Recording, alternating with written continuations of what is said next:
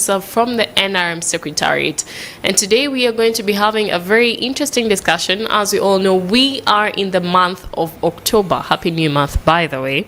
And of course, October means independence for Uganda. Of course, on the 9th of October, we are going to be celebrating our independence. We are going to be having the anniversary. And today, we are going to be looking at some of the achievements that the country, or should I say the government, has registered over the years.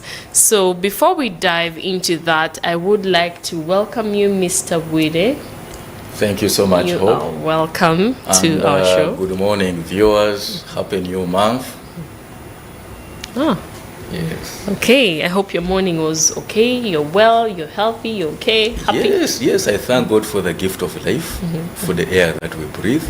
Even living it so up to today is a miracle. That is true. Hey. That is true. That is true. You're welcome, sir. Thank you. Now, just to start us off, we are going to be discussing, of course, the 63rd Independence Day. And it has not been easy, but we have been here. Now, just to start us off, what does independent, in your own words, what do you think independence means to you personally and to Ugandans as a whole? Yeah, thank you so much, Hope.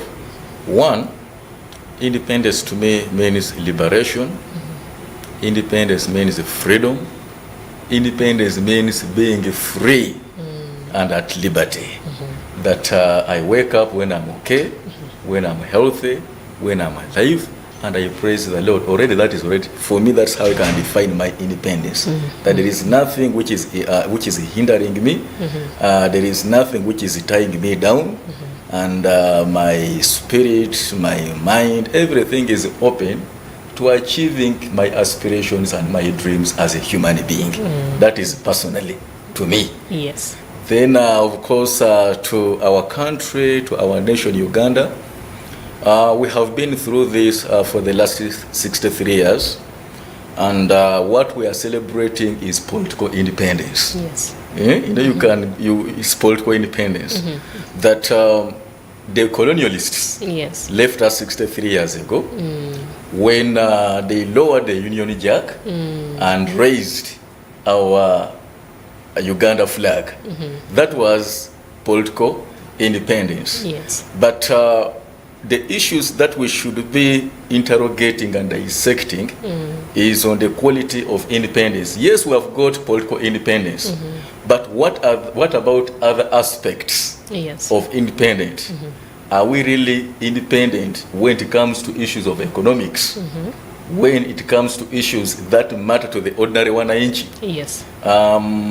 So these are things that we as citizens, we as leaders and policymakers should be interrogating other than merely looking at political independence, which we call paper independence. Yes. Okay. Now, just as we get into the meat of, independence and everything, if we can reflect back on the 63 years back till now, what achievements can you say we have registered as a country? What achievements has the ruling party registered over the years? Oh, thank you so much. The achievements are numerous. I will take you back from 1894, when the colonialists set foot in this country or in this territory. And of course, they came and conquered us. Yes. Because you see, we have gone through a process, we have gone through an evolution to reach where we are as a state or as a nation. Because you see, the colonialists came, conquered us, subjugated us, and they lumped us together because we are different nations.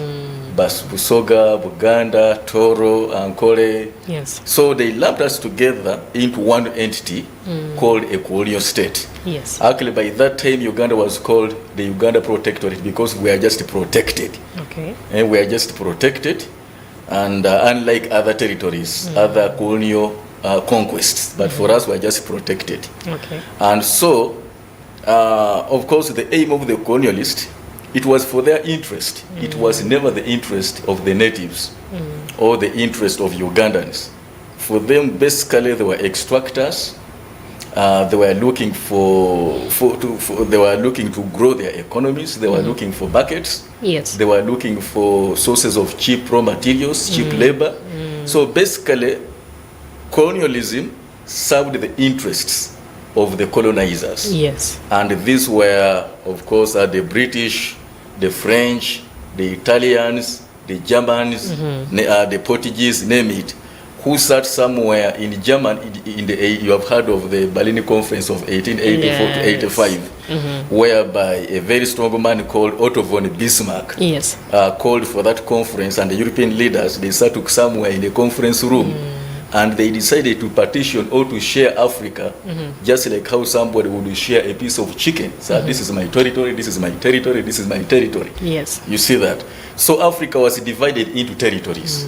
But for what purpose? For their own aggrandizement, for their own interests. That let's go, because they looked at Africa as a virgin territory, abundant with the resources, abundant with the minerals, a territory like Congo, which was taken over by Belgians under King Leopold. In fact, King Leopold possessed Congo as a personal property. Yes. You see that? So Africa was looked at as a mere property to be shared by these colonial interests or the colonial powers. And so when they come here and establish their footing, they start some developments. Of course, they introduce things like education. They begin training us. Training us, not that they wanted us to become productive, but they trained us so that we could be tuned as their agents, as their clerks, as their secretaries, as their cadres, to help them in the extractiveness, in their to exploit our lands further. You see that? So then, of course, the infrastructure that they put in place, the railway. That railway, which was constructed from the port of Mombasa up to Kisumu, from the 1800s up to 1901. Yes. It was basically to transport whatever was being produced within the protectorate of Uganda and within East Africa. Yes. Back to the overseas markets. You see that? So basically, colonialism did not serve us any better, and that's where we are coming from. So fast forward, we begin fighting for our self-determination as the indigenous Africans, as the elites. And if you have heard of people like the Ike Musazi, of course these are the fathers of Africa's liberation. You have heard of people like Kwame Nkrumah, people like Julius Nyerere, Leopold Sédar Senghor of Senegal. You have heard of Ahmed Ben Bella of Algeria. You have heard of people like Nelson Mandela until recently during the apartheid South Africa. So these are some of the fathers of African liberation struggles. People like Jomo Kenyatta. So Patrice Lumumba of Congo. So we put our efforts down. We concentrate our efforts. We pile pressure on the Bazungu, on the colonizers, and eventually African states began getting independence. Beginning with Ghana. Ghana got independence, I think, in 1955 under Kwame Nkrumah. So then, of course, for us in East Africa, Tanzania got independence. By then it was called Tanganyika. It got independence in 1961, followed by Uganda in 1962, and finally Kenya in 1963. So we now have a change of guard. Here it has been the Bazungu who have been in charge, but for us we have a change of guard. So come 1962, Uganda gets independence with Milton Obote as the founding prime minister. But the Queen of England remained the head of state until 1963. Did you know that? No. Yes, the Queen of England remained in charge until 1963. You see that? So Uganda gets independence, and that was, of course, under the UPC political party, which aligned with the Kabaka Yeka. You have heard of that history. And then to form what we call the marriage of convenience, because they wanted the numbers in parliament to access power. But you see, what followed was now, it was short-lived. From 1966, 62 up to 1964, 66. Soon the new state was beginning to crumble and degenerate into chaos, because the founding fathers, their interests were basically not really grounded on long-term sustainability and development of a nation, but basically how do we grab and consolidate power. That was the genesis or the origin of the chaos that will befall this country from independence until 1986, when NRM captured the power.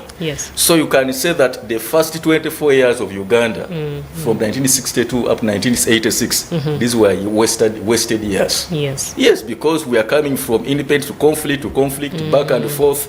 So when do you get time to sit down and do meaningful development? Of course, we credit the UPC government that within the first 5 years of their administration, they laid the foundation for this country's development, because we see a lot of schools were done, hospitals, roads, cooperatives. Okay, the foundation was set, but that foundation was quickly bedeviled by the conflicts that would follow later. Because you have heard of after the Kabaka crisis, of what is fighting the Baganda, fighting the Kabaka. The country is in disarray. First for 1971, Idi Amin takes over. We go into the darkness of brutal rule, the 9 years of Idi Amin, where the state has collapsed. We have got extrajudicial massacres. The rule of law and constitutionalism is not there. The country is ruled by decrees. So basically there was no democracy to talk about. Factories, industries, which the Indians had established, had totally collapsed. So within that period of Idi Amin, there was nothing worth writing about Uganda. Then, of course, the patriots put together their forces again to wage a liberation against Idi Amin's dictatorship. That's how now people like Yoweri Museveni come in from 1971, when they formed FRONASA, with, of course, a combination of other compatriots. So from 1971 up to 1979, there is now a struggle, a concerted front to oust Idi Amin, and he is eventually ousted in 1971 in April. So what happens again? The country now begins to rearrange itself, begin to organize ourselves. From 1979 up to 1986, it is conflict after conflict, one group taking over power, and shortly another group taking over power, until 1986, when Museveni's NRA arrives on the scene, and it begins to create a foundation of stability, of peace, of minimum recovery. And of course, the journey has been long from 1986 to now. So when we are talking about the 63 years of independence, I would say, this is my opinion and my observation as a Ugandan, that yes, having the first 24 years were wasted years. Then I can only look at independence in the sense of 1986. That from 1986 until to date, that's when we can now think of independence in totality. Okay. Now, you have mentioned the history, and of course, some achievements have been registered in over from 86 till now. However, we also have challenges that we have seen as a country. What challenges do you think Uganda still faces, especially in the journey towards prosperity and sustainable development? Maybe just if we could rewind a little bit from 1986 to date, let's first look at some of the milestones that we have covered. Because it is from the milestones produce challenges. Exactly. Yes, because some of the challenges that we are experiencing today are a result of our own success. You see that? So, of course, one, NRM came on board with the 10-point program. Yes. Which included democracy, peace and stability, law and order, constitutionalism, economic recovery, issues like rebuilding areas that had been affected by war, good cooperation with our neighbors, because you see we have not been having, before that we never used to have good relations with our neighbors, Pan-Africanism and so forth and so on, yes, which have now been distilled to the 4 principles of democracy, the ideological principles of democracy, Pan-Africanism, socio-economic transformation, and nationalism. Now, like I told you that the NRM inherited a state that had collapsed. We began now from zero. Yes. Beginning, first of all, to restore peace and order, stop the killings. Yes. Establish a foundation of economic recovery. That's how we began doing the currency reforms of 1987. Yes. To try to stabilize the inflation, which was over 1,000%. Then, of course, we began working on the infrastructure, working on issues to do with the democracy and the rule of law. Because if you remember, in 1988, we instituted the Odoki Commission, Justice Odoki Commission, to try to debate a new national constitution. Yes. Because we had because from 1966 up to 1986, we don't have a constitution. Yes. Up to 1995, we don't have a constitution. So it is until 1995 that we get to have a constitution, a new constitutional order for this country. Yes. You see that? So along the way, we have registered numerous milestones. When you look at the roads, when you look at the health facilities, when you look at the schools, yes, when you look at energy, so many, all the districts in Uganda, apart from Buvuma, are connected to the national grid. By 1995, when we introduced UPE, we only had 2.5 million people going to school. Yes. Right now we have got 11.2 million people going to school. We have expanded now this free education to USA to secondary. Yes. Then gradually we are also giving opportunity to poor people, poor children, to also access university education, yes, or tertiary institution education through the loan scheme. You see, they have heard of the student loan scheme. Now, challenge is that we have over-educated our people because literacy rate, the literacy levels right now stand at 84%. Yes, in 1986 there was only one university. Right now we have got 70 universities, meaning that many Ugandans are going to school and are getting educated. Now, we have over-educated our people. Now the challenge is the challenge of jobs, because now when you educate your populations, the economy should be growing at the rate at which you are generating the graduates. You see that? Because if you combine all the people who are graduating from universities, schools, and tertiary institutions, yes, we have got about 600,000 of them in just 1 year. But now you look at the job sector, especially in the formal sector and government service, you can only absorb about 10,000. Now, where do the rest go? Where do they find the jobs?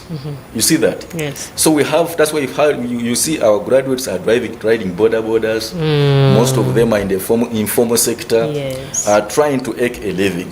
Now, this is now where President Museveni is now refocusing. That yes, we have now other things we have done them. But now the biggest monster, the biggest war of liberation that we are now doing is an economic liberation. Having fought a political liberation, yes, we have now launched a struggle on economic liberation. That yes, we now want Ugandans first of all to have jobs. Yes. We want Ugandans to create wealth. We want to eradicate poverty out of households, and we want to have more for export. and sustainability. And of course, numbers don't lie. When Museveni began his campaign on poverty eradication and wealth creation, we have got so many people have heeded to his message of income generation and wealth creation at household level. He came up with a 4-acre model. If you have heard of the 4-acre model, that if you are somebody, if you have got some land, either in the urban setting or in the village or wherever, but you have got access to some land, yes, on that land you can do a lot of things to generate income, to generate food, and things like you can do poultry, yes, you can do fruits, you can do piggery. If you are near a swamp, you can rear some fish, fish farming. You can grow coffee, you can grow bananas. Just on one, you just subdivide that acre. And there are people who have hidden that message, especially these are smallholder households. And they are doing well. Yes. And they are doing well. Now, government came up with the initiatives like the parish development model. The parish development model, whereby each parish is receiving 100 million shillings. Yes. But we are glad to announce that the other day when His Excellency the President was launching the manifesto, yes, he has pledged to triple the PDM money from 100 million to 300 million. Yes. So that at least now we can now begin to grow the size of the investments. Of course, when we began with just 100 million, that was a pilot. Yes. We are like experimenting. Let's first experiment with 100 million, and we see how far it can go. Yes. But now, 5 years down the road from the time that this was established, the experiment is proving to be a huge success. And the demand for capital, the demand for money is increasing by day, because now Ugandans have been mobilized in production and productivity, and they have been guided on exactly what to do. Now they say, okay, now give us more money. Yes. And that is, of course, a right thing. It's a good thing. So you asked about the challenges. One, poverty and unemployment, yes, which is now being tackled head on. The other challenges, really, they are minimal. Because most of the challenges, most of the things that would pass as challenges have been adequately sorted. So right now, our biggest challenge is the war on poverty and unemployment. Yes, but among the challenges, I would like to highlight the issue of corruption that the country is facing. I mean, we're in a state whereby there's a lot of corruption in the country. And it's sad that even we have some people in the government who are also engaging in corruption. So can you say that the NRM government has really tried to fight this vice? Yes, the government and even the biggest crusader of the anti-corruption war is General Museveni himself. And yes, corruption is a big monster, which is now threatening to derail our achievements. Because the other day the IGG was giving very grim statistics that annually Uganda loses about 10 trillion shillings to official corruption. This is official corruption. Yes. Things like procurement breaches, things like people who falsify accountability and they try to make njawulo. So both in the government sector and so from official corruption, it's about 10 trillion. Yes. Now think of what 10 trillion can do, because our total budget is about 72 trillion. But you see a group of people just siphoning 10 trillion from the system, from the government. And that is known for more. This is what is known. What about what is not known and registered? Exactly. It could be between over 15 trillion. That's true. If we are trying to do a summation, just an estimate. So yes, corruption is a big challenge. And corruption cannot, the fight against corruption cannot only be left to President Museveni or to Hope or to Bwire, but the fight against corruption should now, everybody should, this is an all-out war. Because if you don't fight corruption, it is we who get affected. If people are dying, perishing from road accidents because of a road which has been poorly done, that is corruption. If people are dying from hospitals because somebody was supposed to procure a cancer machine has eaten the money, you can now see what the impact of that.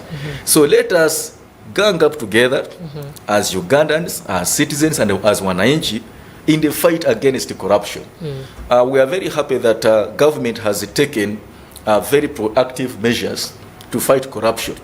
Of course, we have got institutions like the IGG, yes, the Auditor General, Park of Parliament, the CID, the State House and Corruption Unit, the State House Protector Investors Protection Unit, yes, and among other initiatives now which are working in a concerted effort in the fight against corruption.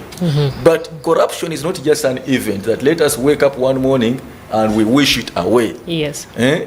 The other day, President Museveni made us laugh that you people who are accusing me of failing corruption, I'm not like a God. It's God who would wake up one morning and say, let there be light. But I, Museveni, cannot say, let there be no corruption, and there's no corruption. Yes. So the fight against corruption is supposed to be systematic, methodical, and well coordinated. Let us begin from our homes.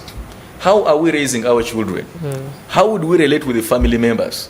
Because corruption begins from where you are, within your bedroom, within your sitting room, within your own home setting. That's where corruption starts. When you as a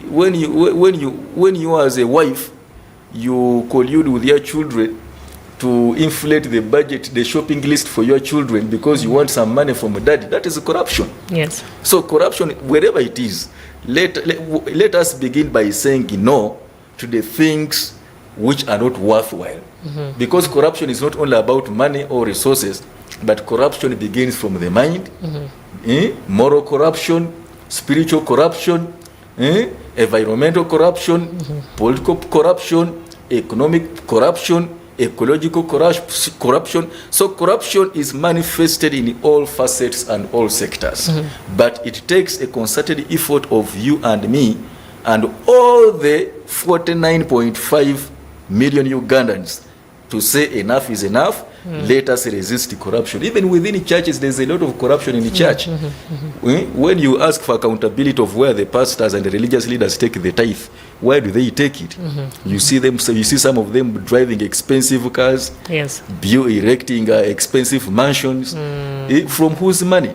Because this is money collected by the faithful in the church, supposed to do church active, the work of God. So if you, a man of the cassock, a man of the cloth, is also robbing God, but for me, I'm a Christian and I pay tithe. If I don't pay my tithe, I've also cheated God. That is corruption. So corruption is in all manifestations, but it's upon us to really have a deeper reflection that I think what I'm doing is not right. Let me stop it and I walk the right path. That is, I think that's how we're going to begin eliminating corruption from our homes, from the schools, from the churches, Yes. from the communities. Okay. Thank you. We are going for a short commercial break, but do not go any further. We'll be back with more on this conversation. Issues at hand.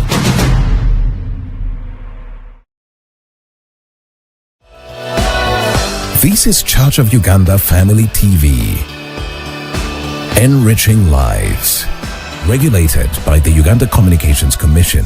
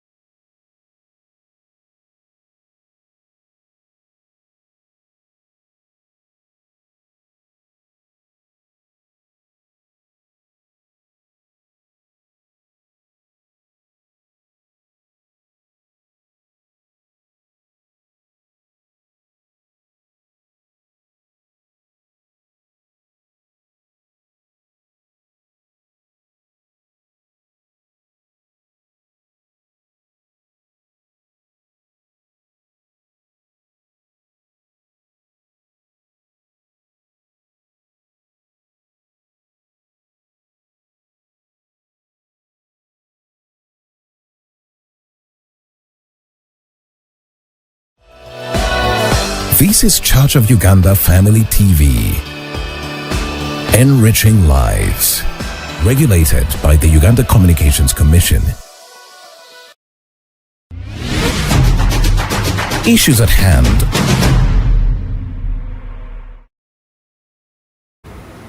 Yes, welcome back. And of course, today we have been discussing about the Independence Day celebrations that are going to be happening on the 9th of October. And with me is Mr. Stephen Bwire. We are discussing a lot about the achievements over the years and of course some of the challenges that we are facing now and how we can counter them. Now, moving on. We are having our celebrations. Of course, we are going to be celebrating our 63rd Independence Day on the 9th of October. What do we have set out for that special day? Yes, we shall be at Kololo if nothing changes. Kololo Independence Ceremonial Grounds. Yes.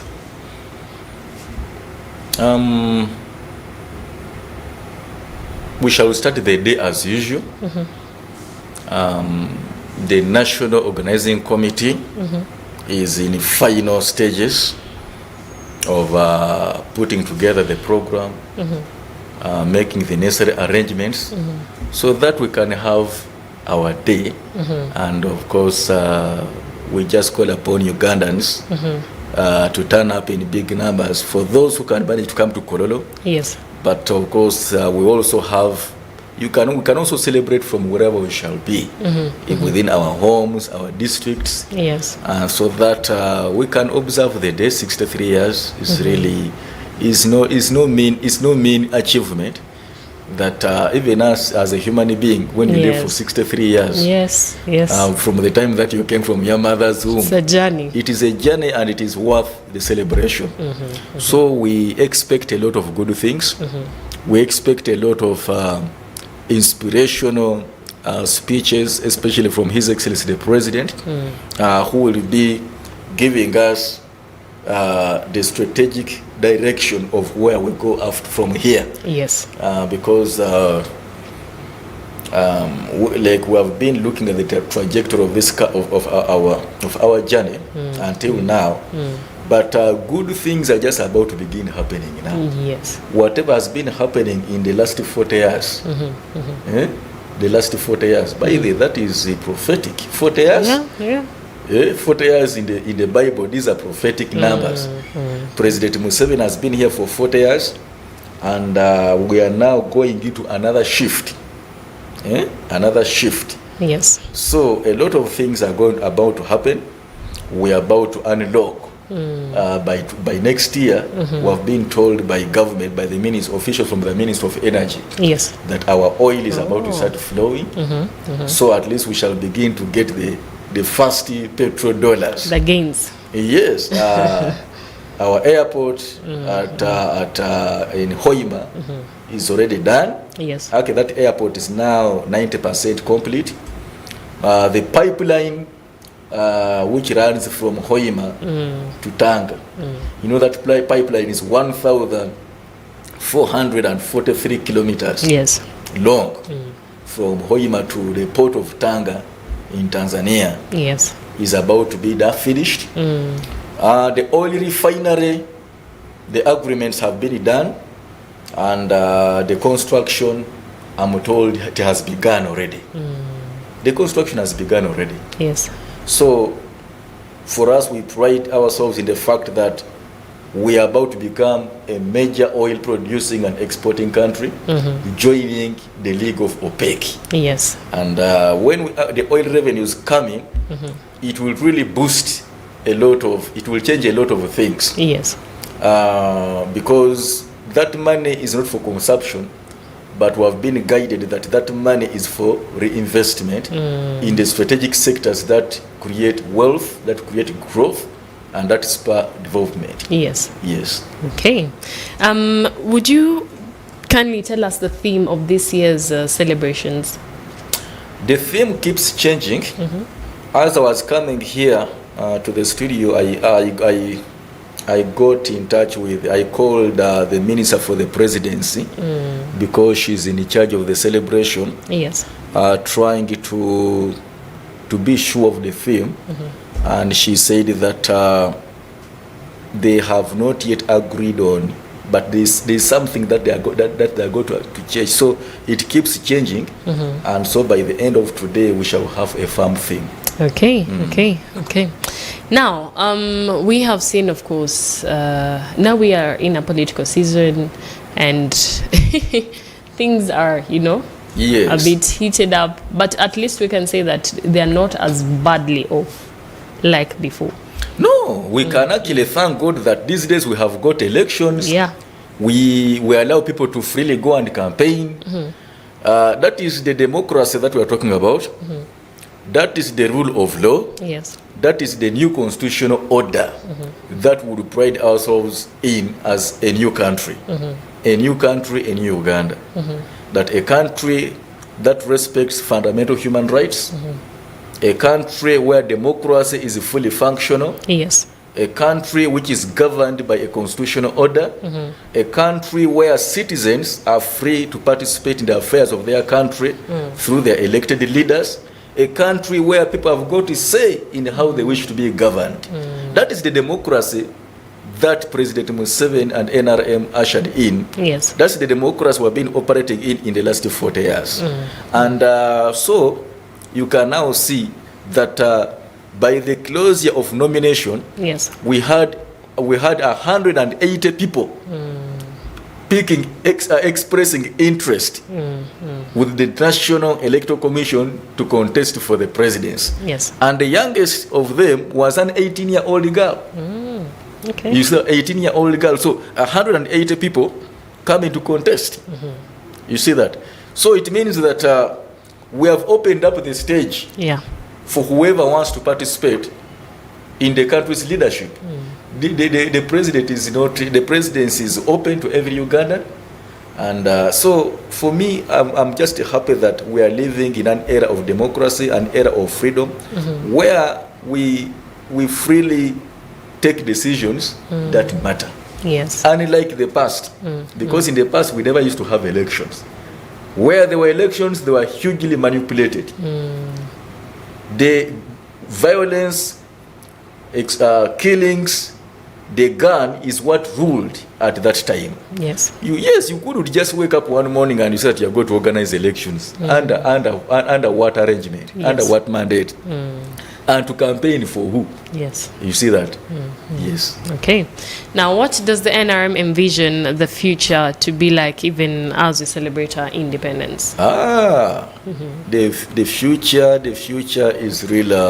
is really bright, because when you look at I wish I had a copy of the NRM manifesto. The other day we launched the manifesto at Munyonyo, and we are trying now to protect the gains. The theme for this new manifesto is protecting the gains.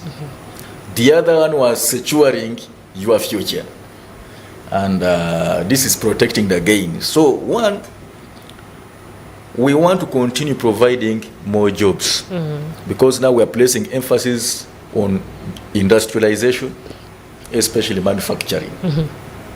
We also, under industrialization, we are now trying to say that, okay, since we are an agricultural based country, let us try now to industrialize basing on our competitiveness in agriculture. Yes. Now, that's where value addition comes in.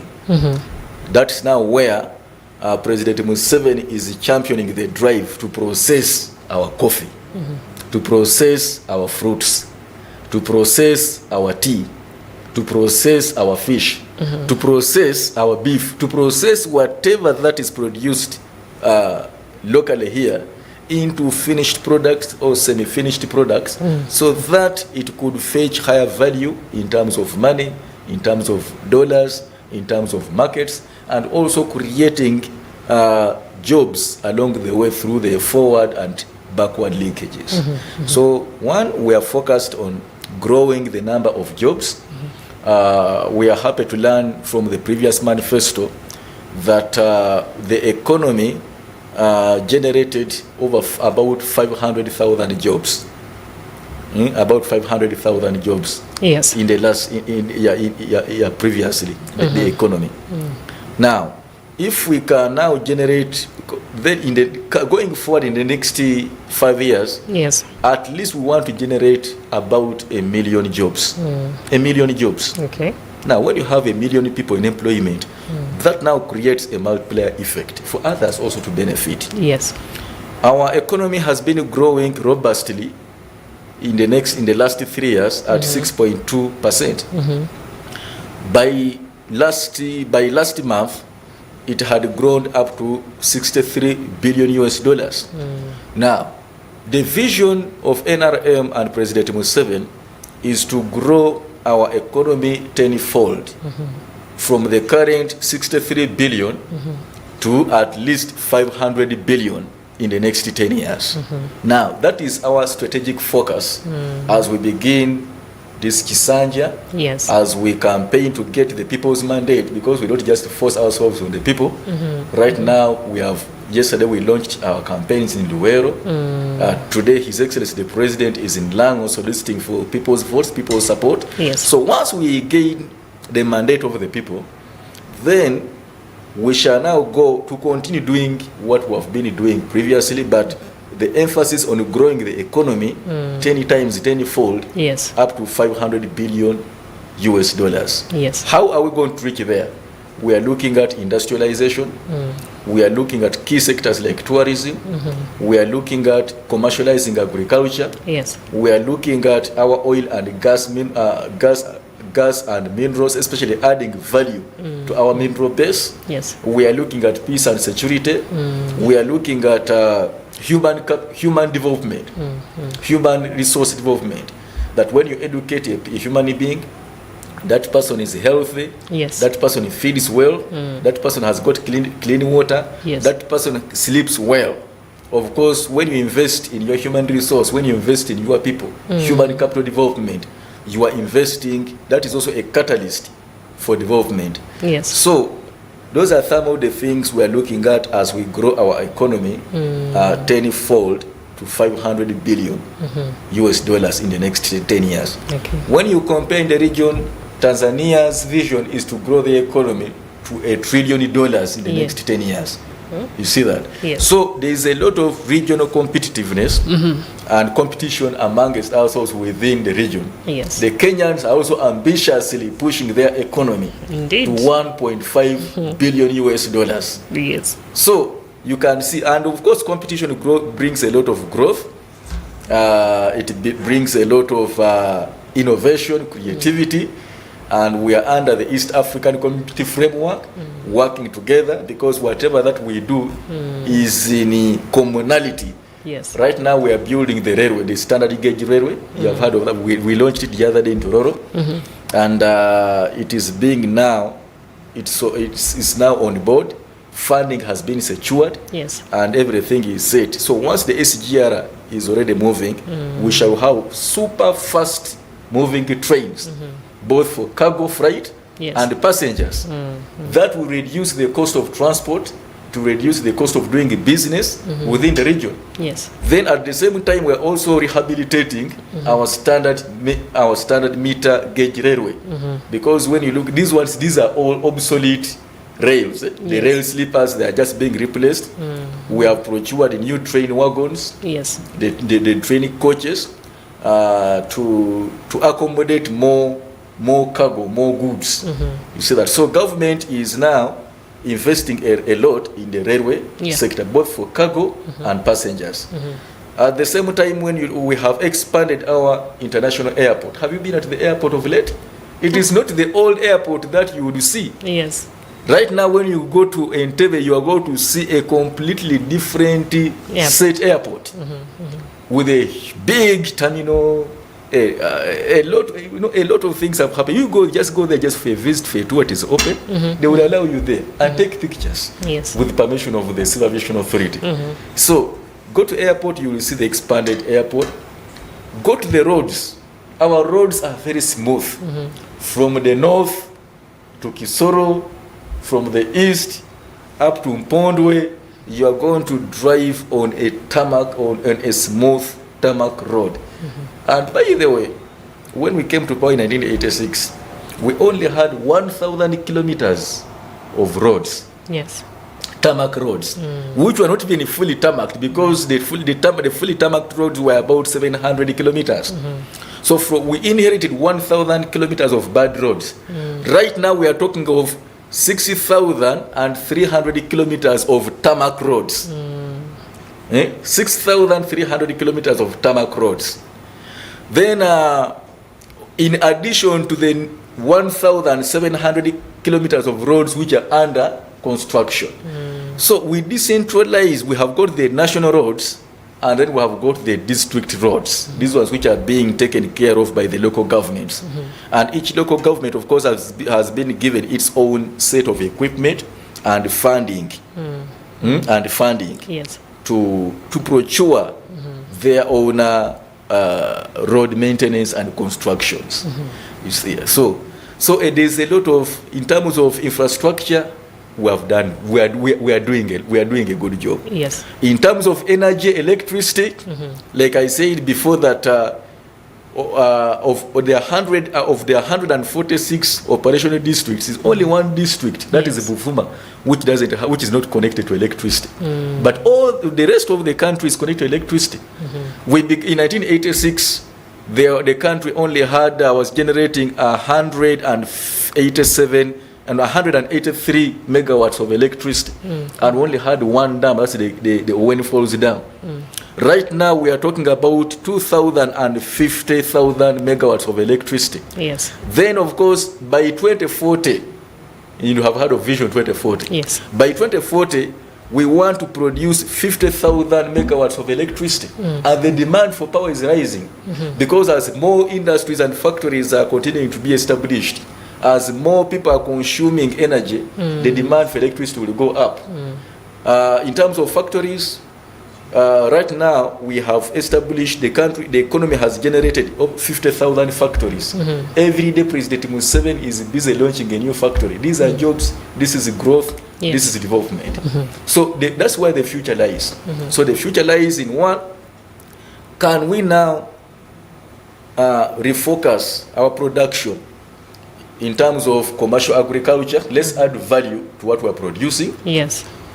Can we grow our tourism? Let's invest in our tourism sector, because tourism is another big sector that is generating a lot of money for us. Yes. By last financial year, which ended 2024-2025. Yes. The economy tourism gave us 1.67 billion US dollars. From over 1 million visitors. Yes. The number of visitors to Uganda had dropped to just a mere 400,000 by the time of COVID. But from the time of COVID, when the pandemic subsided, the numbers began to go up. And right now we have got over 1 million people coming and visiting Uganda. When they come here, they spend money. Yes. They are eating our food. They are sleeping in our hotels. Yes. We are driving them. So basically, we said, okay, since tourism is another big cash cow, let us refocus on it. Yes. Then let us refocus on industrialization and manufacturing, because now these are the big job creators we have right now in industrialization and manufacturing. And these are the sectors that grow the economy. These are the sectors that transform a nation, that bring about socio-economic transformation. Societies that developed to the so-called first world societies we have today, they focused on manufacturing and industry. Manufacturing and industry. Yes. And that's why now today they are called developed countries or industrial powers. You see that. But for us, we are just we are trying now to organize ourselves on the take-off stage. Yes. In terms of the economic scale, we're at the take-off stage. We haven't yet reached the age of high mass consumption, which calls for mass production, mass industrialization, mass manufacturing. Yes. Okay, now as we wrap up in a minute, what do you think Ugandans should expect in the next phase of our independence journey? The next phase of our independence journey. One, More jobs to be created. Because for me, you cannot be fully independent when you're still poor. Yes. The other day, President Museveni, during the launch of the manifesto, he was decrying poverty. Yes. That how can you rule over a country of poor people? It is an embarrassment. It's a shame before God. Yes. That you're a leader presiding over a republic full of poverty-stricken people. That is a curse. So one, we want to completely eradicate poverty from households. We want to create jobs. Ugandans should be able to meaningfully and reasonably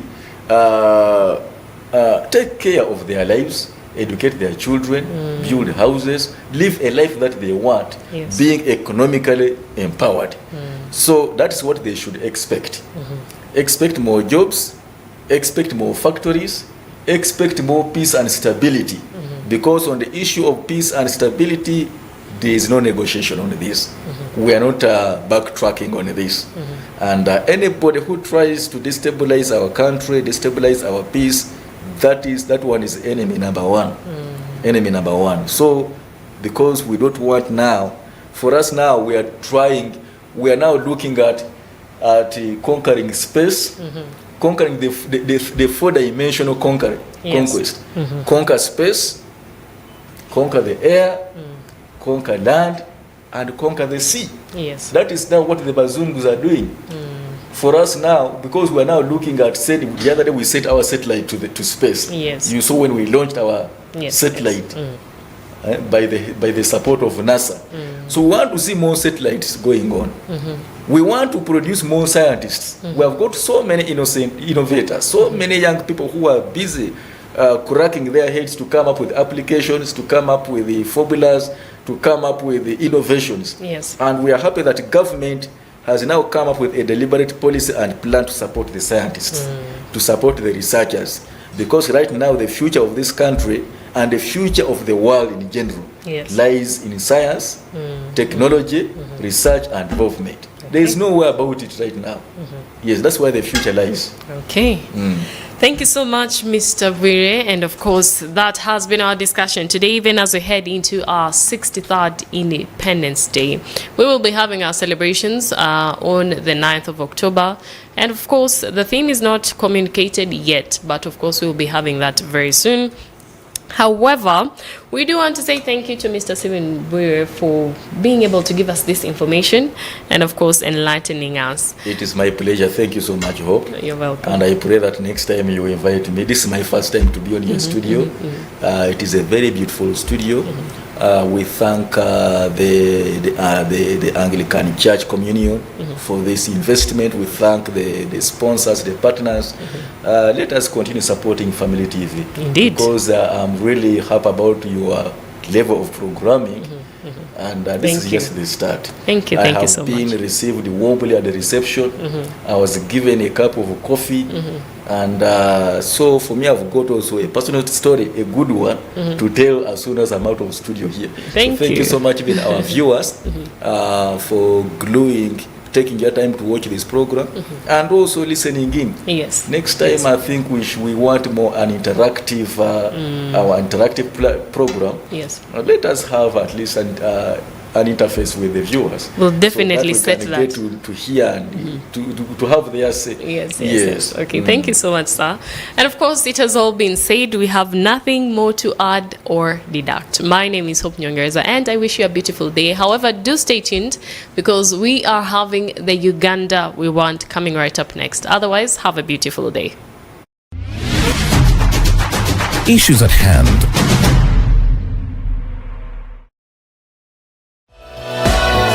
This is Church of Uganda.